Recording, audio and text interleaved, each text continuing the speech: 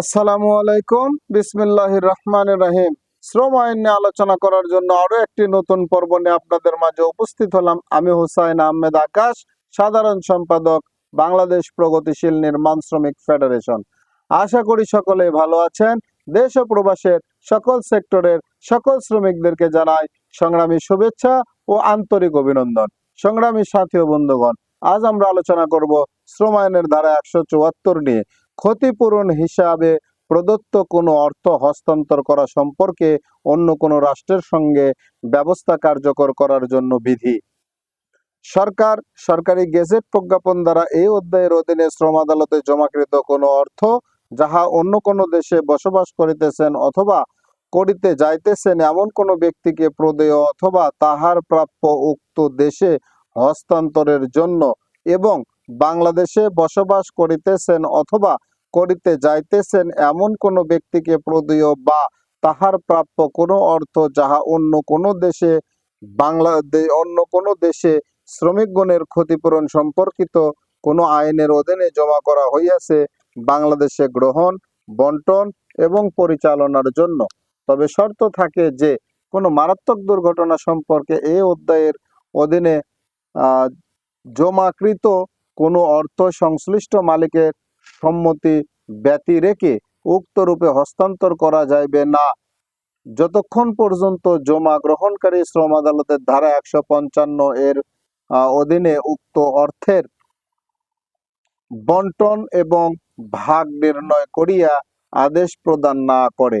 যে ক্ষেত্রে এই ধারার অধীনে প্রণীত বিধি মোতাবেক কোনো শ্রম আদালতে জমাকৃত কোনো অর্থ উক্ত রূপে হস্তান্তর করা হয়, সেক্ষেত্রে উক্ত অর্থ সম্পর্কে শ্রম আদালতে জমাকৃত কোনো ক্ষতিপূরণ, বিলি, বন্টন সম্পর্কে এই অধ্যায়ের অন্য কোনো বিধান আর প্রযোজ্য হইবে না। সংগ্রামী সাথী ও বন্ধুগণ, অত্যন্ত গুরুত্বপূর্ণ একটি বিষয় নিয়ে আজ আমরা আলোচনা করলাম। আশা করি সকলে বুঝতে পেরেছেন। আগামীকাল থেকে এই পেজে যে ধারাগুলো নিয়ে আলোচনা করা হবে তা শ্রমিকদের জন্য অত্যন্ত গুরুত্বপূর্ণ একটি অধ্যায়। শ্রম আইনের অধ্যায় 13। এদেশের শ্রমিকদের অধিকার আদায়ের সবচেয়ে বড় এবং সবচেয়ে গুরুত্বপূর্ণ প্ল্যাটফর্ম এই 13 অধ্যায়। এই 13 অধ্যায় হলো এদেশের শ্রমিকদের দাবি দাওয়া আদায়ের জন্য সবচেয়ে শক্তিশালী এবং গুরুত্বপূর্ণ প্ল্যাটফর্ম হলো ট্রেড ইউনিয়ন। শ্রম আইনের ধারা অধ্যায় 13 যে সকল ধারা রয়েছে সবগুলো ধারায় ট্রেড ইউনিয়ন সম্পর্কিত।